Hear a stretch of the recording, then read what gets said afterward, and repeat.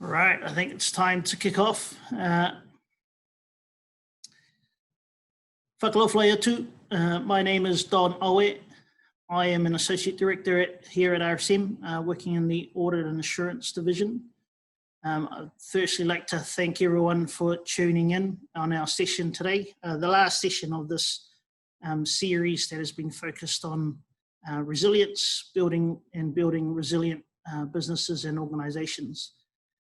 It's been a great opportunity for us to put the series on, and I'm very thankful and for our presenter today. I wanted to start the series off with someone from RSM and also finish off with someone from RSM, and we have that today.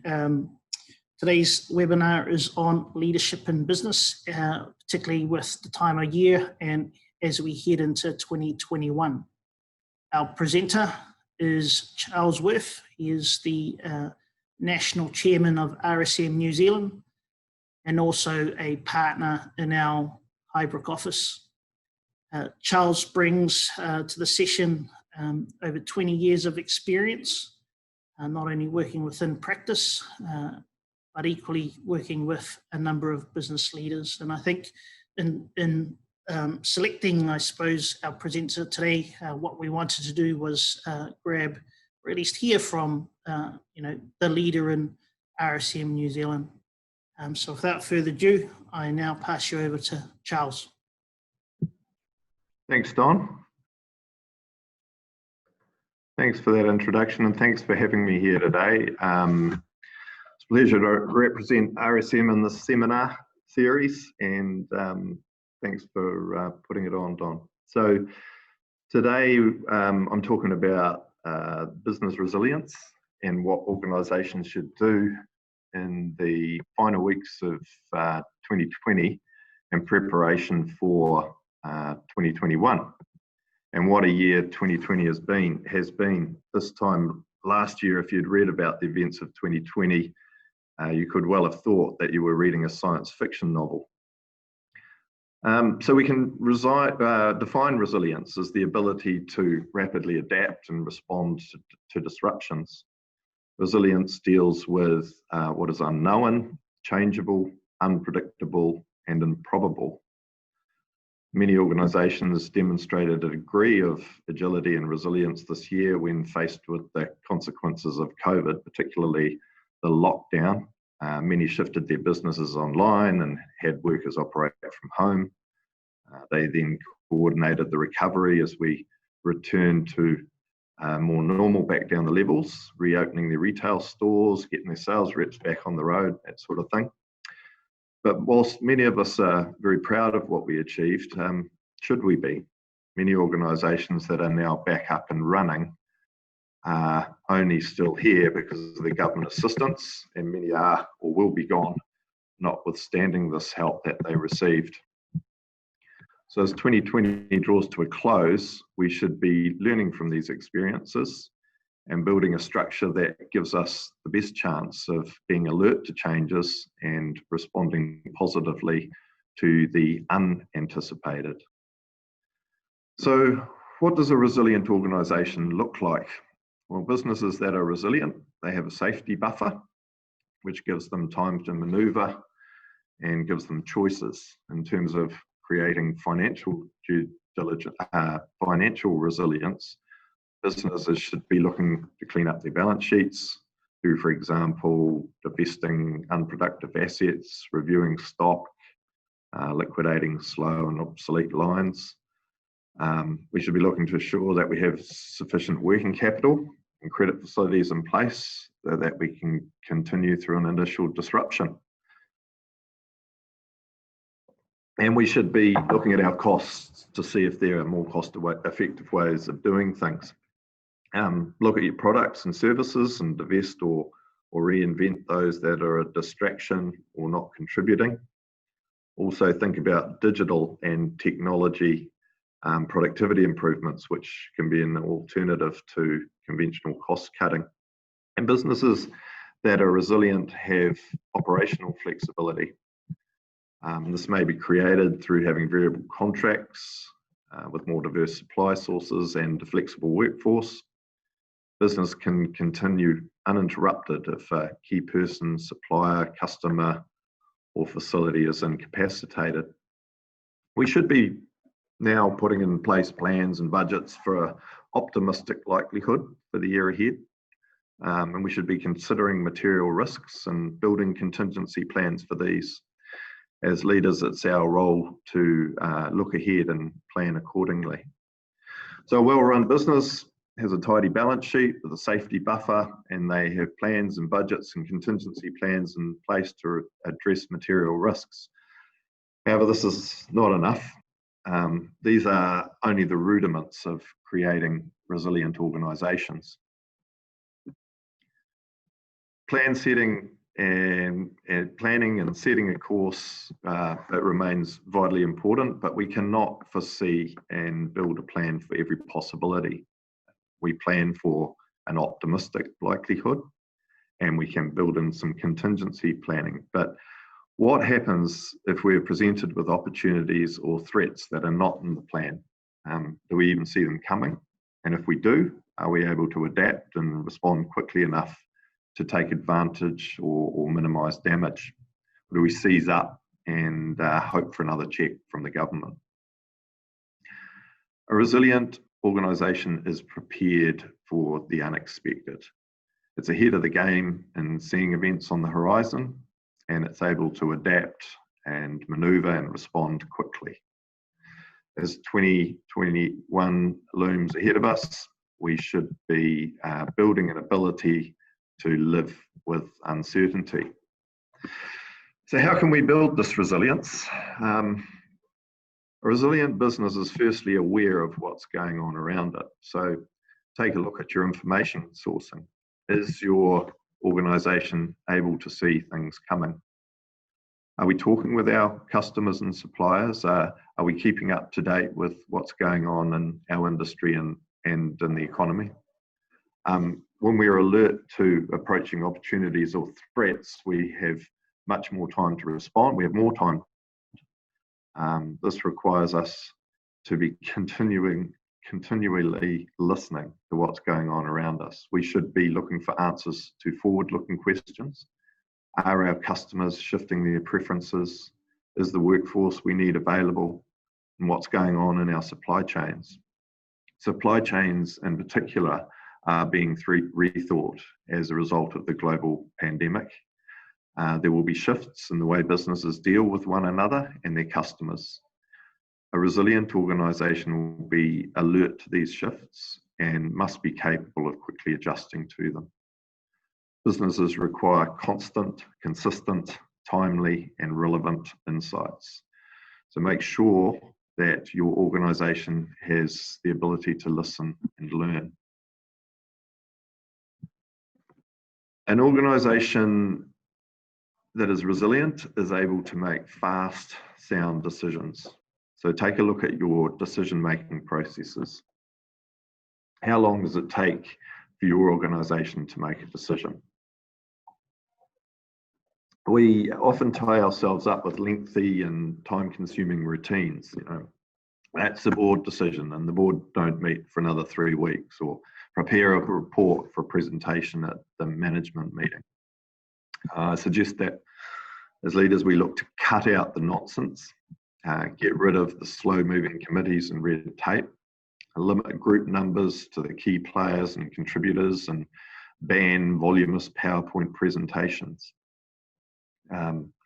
Think about moving to flatter structures and taking a more radical approach to decision-making and ways of working. Aim to have an organisation that has more people taking action and fewer creating obstacles or briefing one another, reporting, seeking approvals, or sitting in unproductive meetings. Less hooey and more doey. To create resilience, rigid hierarchies got to give way to leaner, flatter structures that allow a system to respond quickly to emerging challenges and opportunities. Non-critical decisions could be delegated. You as top leaders in your organisation could often be a bottleneck. free yourself up to focus on fewer, more important decisions so as to keep things moving. This may mean tolerating mistakes that don't put the business at risk, but a slow decision can often be worse than an imperfect one. People. He tangata, he tangata, he tangata. Your people and your culture are an integral part of your business's resilience. Have a look at your team.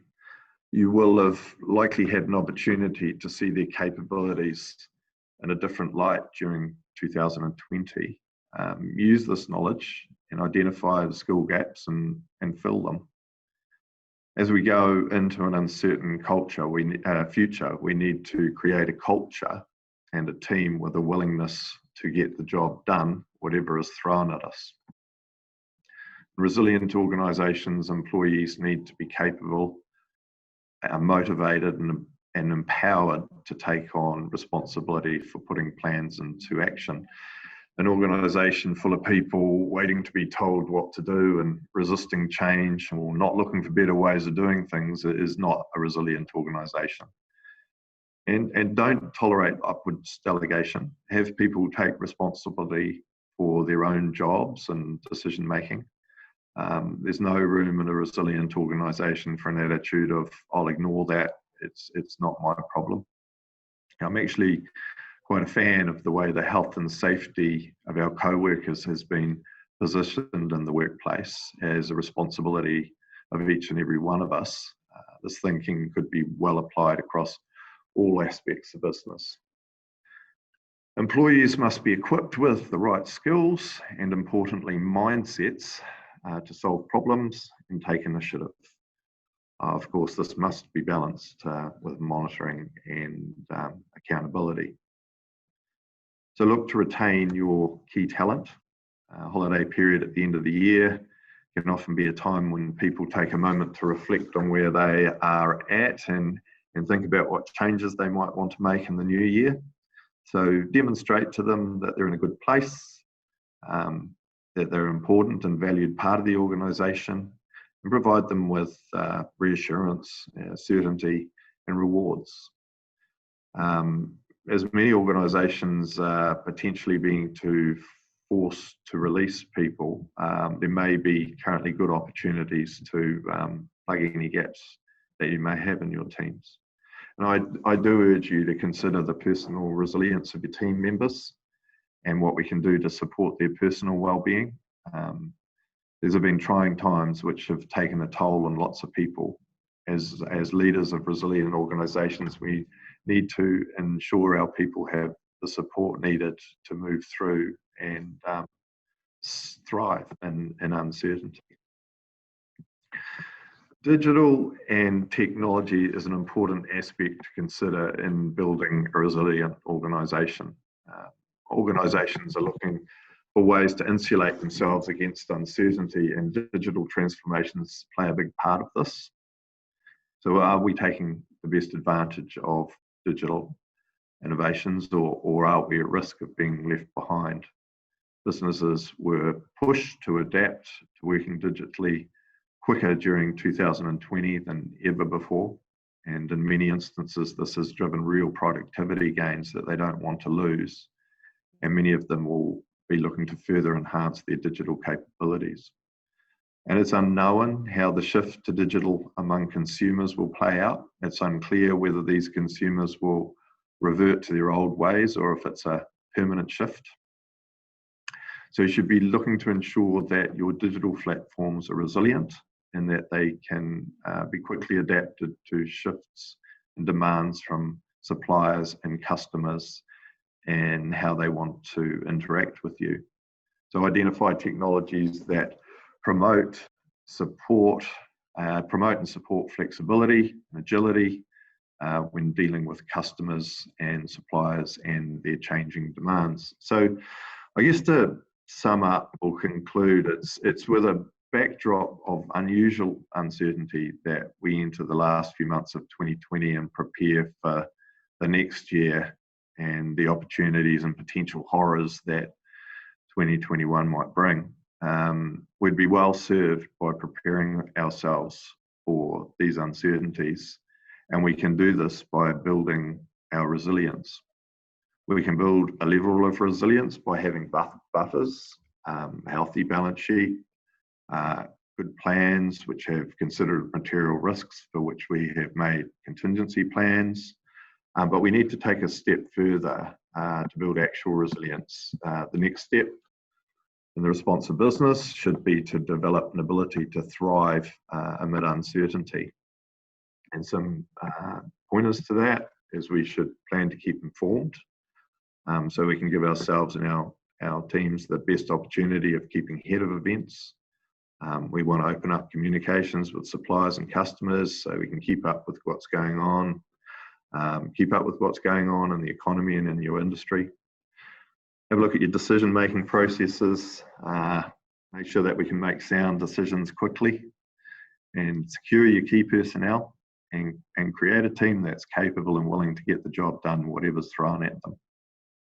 And I guess lastly, we can utilise technology, and in particular identify technologies that promote and support flexibility and agility. So yeah, there we have it.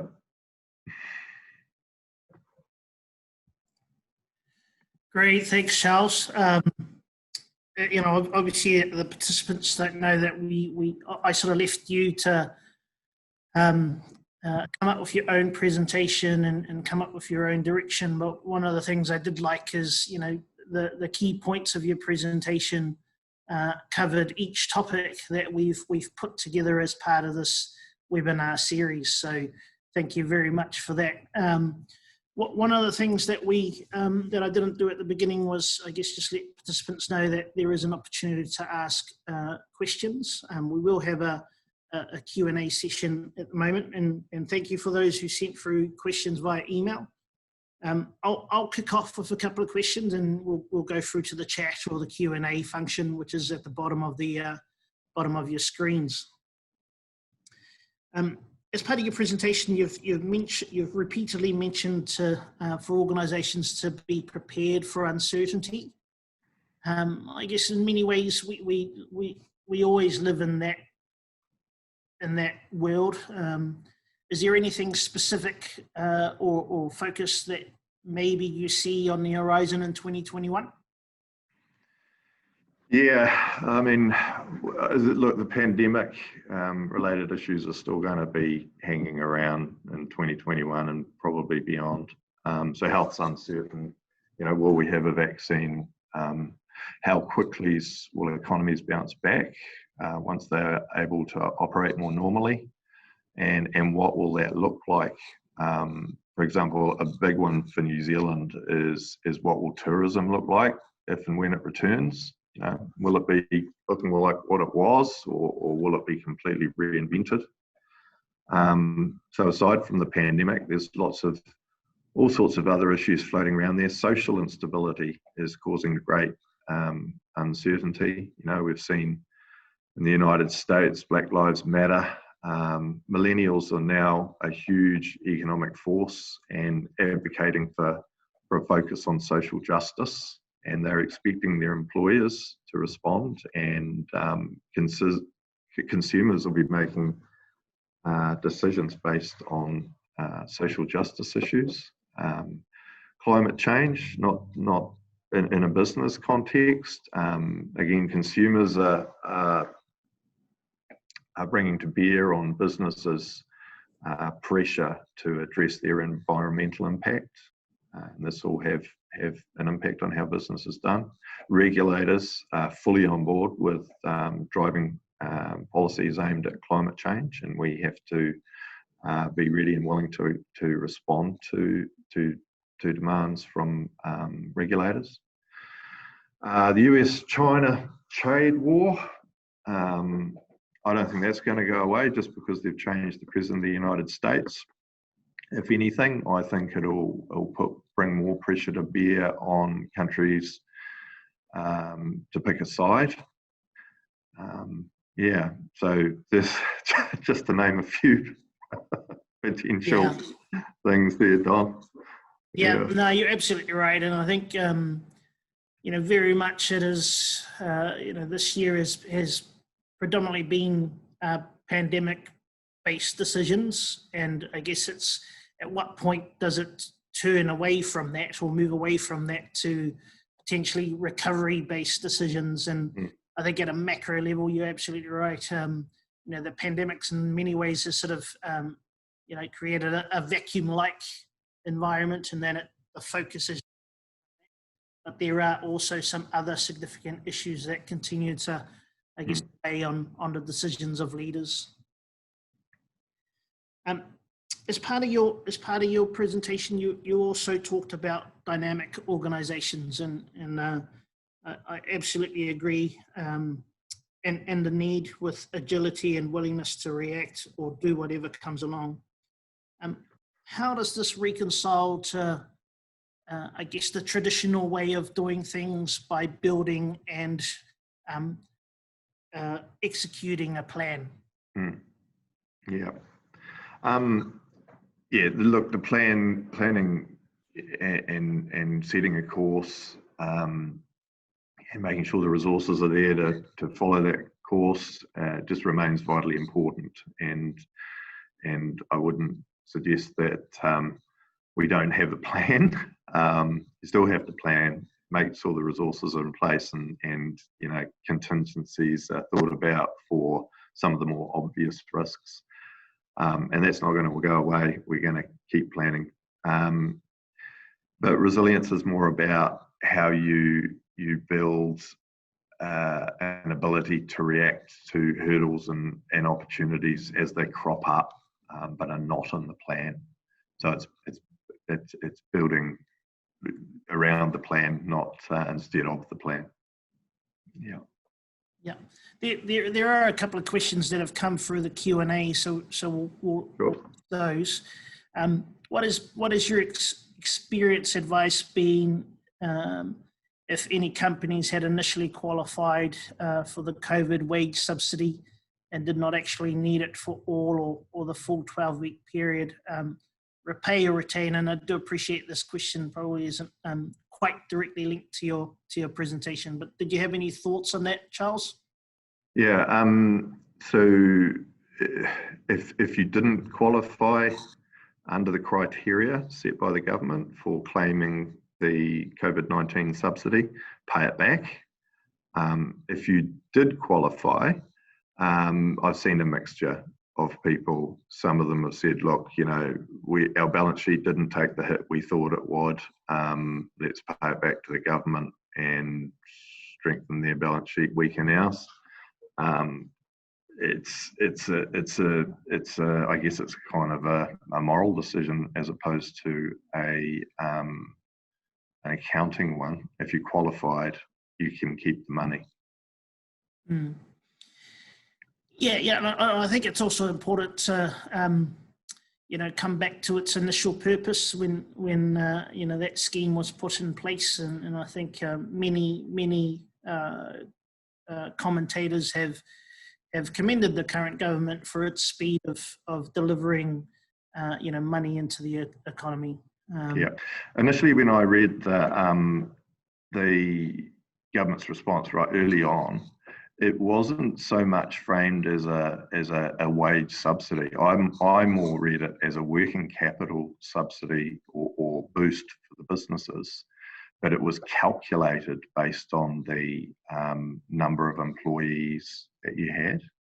So it quickly morphed to being sort of described and called a wage subsidy. But my initial reading of it was a subsidy for working capital, and the mechanism for calculating how much you were to receive was based on the number of employees. So yeah. Yeah, very, very good point. And I think we would all agree that over time that the narrative and the interpretation of the scheme, the guidance that came afterwards, has changed. So there is another question here, just on I guess your views, and as accountants we obviously deal a lot with bankers and lawyers. This one was in respect of financial institutions. So in terms of financial institutions, looking at uncertainty in today's context, when what are your views when it comes to lending, or how do you see their behaviour in terms of current lending? I think the banks are quite wary. Financial institutions are, they're risk averse. So they're looking to see, the traditional things, strong balance sheets, good plans, but they're looking more and more at the management of the business and the leadership of the business to see, do we have faith in these people to keep the business going in the face of adversity. So I think that's playing more of a part, the personalities behind the business, and that, although I see the banks as being very conservative at times. Yes. And for those who weren't aware, they have the government in partnership with the banks have come out with a second iteration of the Business Finance Guarantee Scheme, which I guess implore everyone to get in contact with their banks, because you're running out of time on that. It's got to be drawn down by 1 December, but it's still available. And chalk and cheese in terms of what was available in its first iteration to what is now. So it's a far superior second rollout. I do have one last question from that we received earlier from emails, which is, over the course of the webinar series, we've had many questions which I guess focus on the scenario of should people be focused on people before profits or profits over people. What are your views on this, Charles? Look, my views are that successful organisations are both profitable and great places to work. It's no fun being associated with an organisation that's struggling. I think job security, nor is it a picnic to work for an organisation that exploits its people. So I think the view that businesses should maximise their returns to shareholders above all else is, well, it doesn't sit well with me, and it seems outdated. I think leaders need to balance the demands of people, employees, customers, and suppliers, with the demands of their shareholders. There needs to be a balance.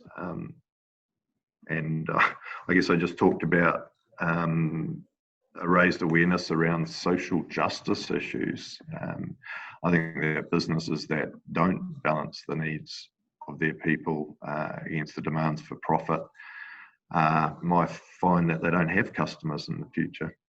And I like your point around accountability and I guess pushing back on upwards delegation. I think a fundamental of leadership is building a leadership within others. So, very strong point there, and definitely one that I like to focus on and try to I guess encourage in others on a day-to-day basis. I think there doesn't appear to be any more questions. Some final comments from me.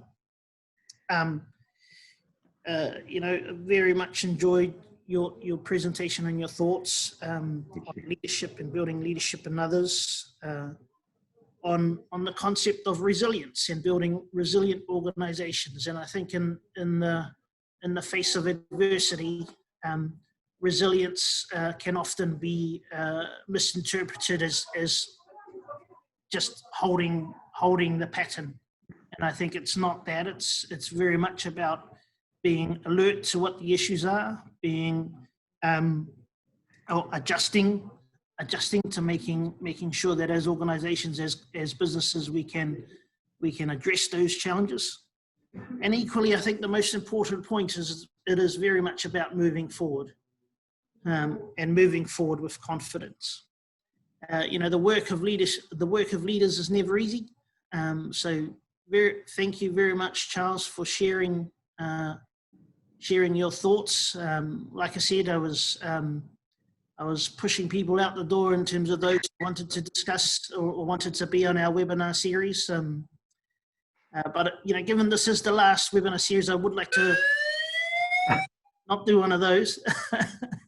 But thank everyone that's been involved over the last 12 weeks. We've had over 300 people register, over 200 people attend, which has been massive. I think it's the first time we've done a webinar series, so I think it's important to acknowledge Pat Spellman, who is the guy who makes everything work in the background. Thank you, Pat, for all your hard work, but equally thanks everyone for being involved. So I wish you all a great day. Ka pai tara. You too, Don. Cheers, Don. See ya. Thanks. Bye.